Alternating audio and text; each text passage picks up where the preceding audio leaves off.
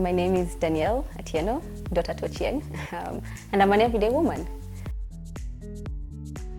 A bit of background about who and what I am. I usually say I am fully in the field of kids. I love working with kids, and that's where my whole essence of being as a person is. And so my background in education starts with my first degree was in early childhood education, and that was inspired by my desire to, so when I was thinking of what I want to do when it comes to kids, there's a lot, people were like, oh, do medicine or do law, and I was like, I want a place where I can have a one-on-one interaction with the kids and a personal relationship. So I went to do my degree in early childhood education, and then later on a master's in counseling psychology with a focus on child and adolescent, because when you're working with kids in the field, you realize there's a lot that they're going through, and if you can't help have their mind at peace, it's very difficult to have the rest of them at peace. So my choice through that, so how I ended up landing in the field of kids.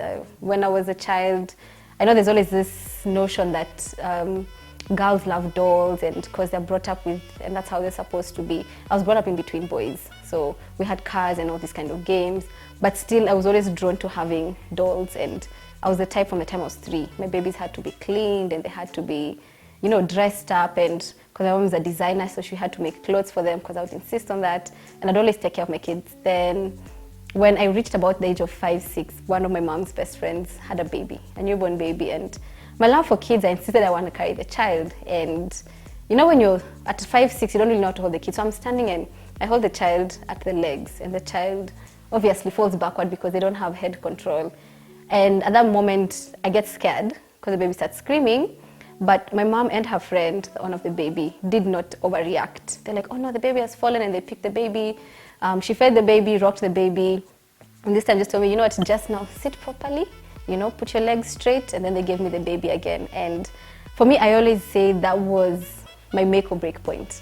If I was shouted at or condemned for that, I don't know, maybe my career path would have been different. So that's how I found myself in this field of children, and from that time that baby became one of my favorite. We're just like 4 or 5 years apart.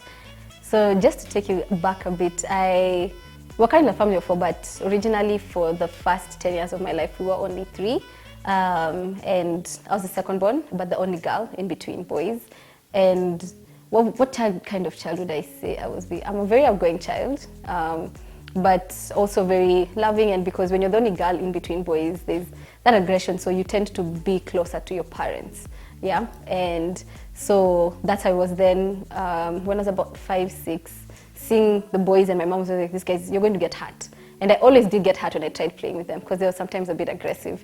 From the time I was 5, I prayed for a sister, but God works in His own ways. She came 5 years later, so when I was 10, and I think for me that was one of the best moments I say to date of my entire life, having my small sister. And I remember that time when I carried her the first time after she was born. I think I came in a few hours later because my dad came to pick me from school. He's like, oh, mommy, you have a baby sister. And I was just like, I want to go see her now. And my dad's like, no, mommy's resting. I'm like, now. So I remember when I went to see her, at that point I was about 10. So my sister was like, used to reach me like somewhere here. And I remember like holding this thing and so much admiration for this little girl. And she became, I wouldn't say my toy, but she became like my live doll, yeah. So from that age, my mom allowed me to learn how to feed her, learn how to change her, played a lot of games with her. And I remember my mom, after you've had a lot of kids, by the time the last one is coming, which is 8, 10 years later, she's like, I'll put you to sleep and you'll cry and you can sleep. So I would sneak out. And I know I have school tomorrow because my sister would cry, and then I'd go to her room and I'll take her and I'm gonna rock her around all through until she'd fall asleep. And we also used to, now when she started growing up to about 4, 5, we used to have what we call a sister talk, and we just catch up on how she's been, because that time I'd be coming from school. And yeah, so right now she's my best friend, one of my best friends. She's now 19, a big girl, but you never seem to get out that headspace of wanting to take care of your little child. And from then, that's how it grew. I went to high school in Laser Hill, and I think that's also one of the places that really nurtured my love for kids, because we had a preschool, even though I was in boarding.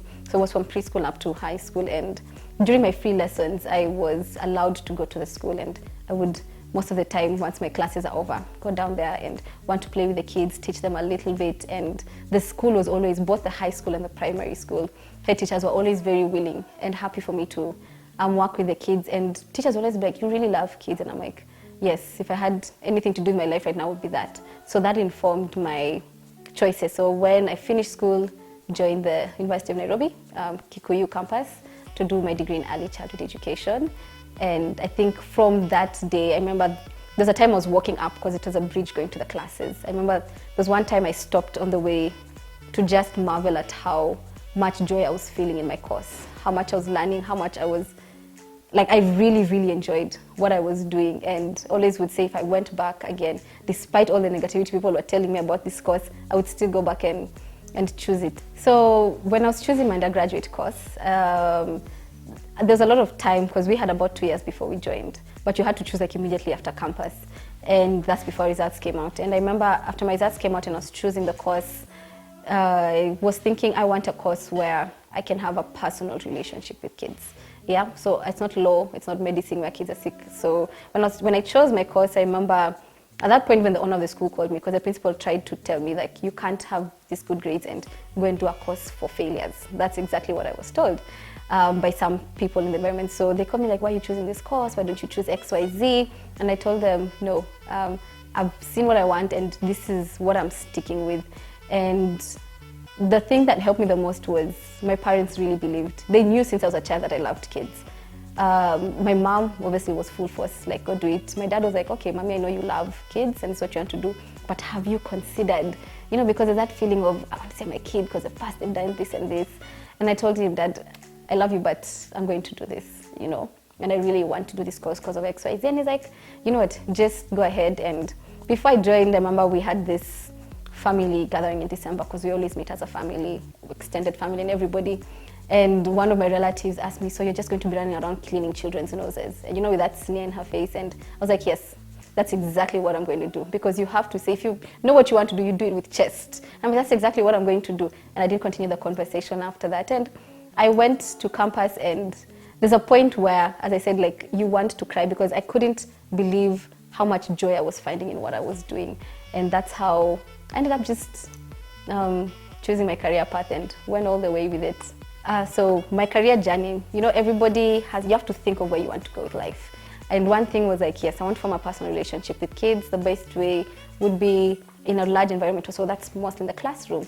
And so my dad always tells us in life, you either have standards or you don't. So, because before I'd volunteered in a lot of local schools, I said, now my son I'm going to do international schools because I want to see what's out there. Because when you're focusing on your career, you cannot just be narrow-minded. There's a lot out there and a lot of better things and people who've done more with kids. And I decided to venture into the international school space. And that's why I started working. And now seeing how excited the kids were and engaged, and how, like, when you tell kids there's no school tomorrow, some would cry, it would be a whole drama. And now seeing the fees the kids were paying, I'm like, how could I do this for the Kenyan kids who cannot afford this kind of fees? And at that point, my mind was only focused on KICD, which is the Kenya Institute of Curriculum Development. That's all I know. And at some point, getting to these things is sometimes difficult. And I said, just start. But I remember telling God, this is the trajectory, because if I'm working with 20 kids and I want to work with a bigger number of kids, how many more kids can I influence using what I do? And so there's an opening that came at Nova Pioneer, which was for a curriculum designer for the early years. And I'm like, this is perfect. And I look at the qualifications. So one of my mentors said, what's the worst that can happen? It's either they'll tell you no or ignore your email, but you'd rather have tried. So I sent my application and I got the job. And the role was for children, designing the curriculum lesson by lesson for kids both here and in South Africa. And so you're reaching about 500 plus kids, which was more than the 20 something I was reaching. And just that excitement of knowing, I'm always behind the scenes, and I don't mind being behind the scenes, because at the end of it, it's hearing the feedback from parents and the kids of how excited, and then local schools, you know, my kid wants to come to school every day, the curriculum is really good. And most parents didn't know there was a curriculum designer, actually, until after COVID. So a bit of back history about Ubongo. So we are an edutainment company. So what that means is it's a mixture of education and entertainment. So when we bring the content to children, instead of having a blackboard where the kids have to just focus and get bored, it's cartoon characters. As you can see, this is Akili and me, and they teach the kids these different concepts. So it's linked to the curriculum. It was started in Tanzania. One of the co-founders, her name is Nisha Ligon, when she was doing her master's, realized there's a gap in, first of all, content that African kids can relate with, and content that also covers the curriculum. And that gap in, as you mentioned, if you know, the literacy and numeracy levels in this country are very, very low. And now seeing how can we bridge that gap in a way that we can reach all children. So Ubongo started in Tanzania. And so that's where the main offices are located. We currently have branches here. That's where I'm working here. We also have in Nigeria, Malawi, South Africa. We're opening in Ethiopia, though our content is on very many TV stations across Africa. Akili and me and the other Ubongo Kids characters are able to teach these kids different aspects, ranging from math to science to English to, yes, and our content, like in Kenya, is in English and Kiswahili. And those, it's English, Kiswahili, Luo, and Kikuyu. And those content, like especially for Akili and me, which is the 3 to 6, you'd find she starts teaching them English through the content that she's teaching. So for example, if she'll be like, my name is Akili, you know, what is your name? So the child has to learn how to repeat that. And why you see that even the tone that she uses, for Ubongo kids, we go to, for Ubongo as an organization, we go to the field with the children. We don't sit behind it, oh, now because you're the one who studied it, we're the ones who know as adults. And that's the issue we normally have with creating children's stuff. We create for the children instead of with the children. So for Ubongo, we create with the children. When we go to the field, so you'd observe the 3, 4, 5-year-olds and see how do these interact. Do they talk really fast? Do they talk really slow? So that as Akili is also speaking, it's something the kids can relate with. Akili is teaching herself to introduce, she's learning how to introduce herself. It's a national curriculum objective. They're also going to cover that through it. Akili is learning numbers, slowly by slowly. It's also going to be covered that. So Akili moves from like also the known to unknown. So that a child who's basically has no foundation in English, no foundation in numeracy, no foundation, Akili starts with them to make sure she grows with them through the process.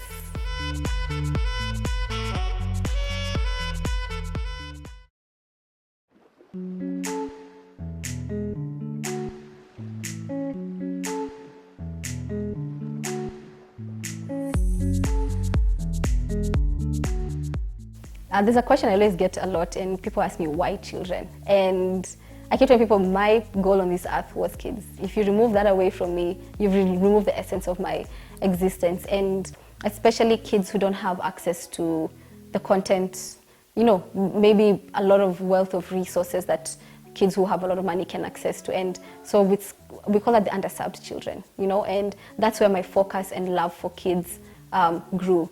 Because once you've worked in different industries, you know, these ones have, these ones can access it, these ones can't. So how can I do that work? And one thing is I started a literacy organization for kids in underserved communities called Watoto Wasome. And that organization looks for homes or children's centers that don't have access to resources, are really, really low in terms of their literacy levels. And we work with them now from basic hands-on assessments and then now do those hands-on activities. And why that also ties really well with my work at Ubongo is because Ubongo's content, because we target the younger age, the Ubongo content also works with that. And because we're literacy, Ubongo has very, very good literacy content, and a lot of the focus, especially we have this season for which I really encourage a lot of parents, teachers, if you're working with kids, please follow us, get our content, which is called Words and Sounds with Akili.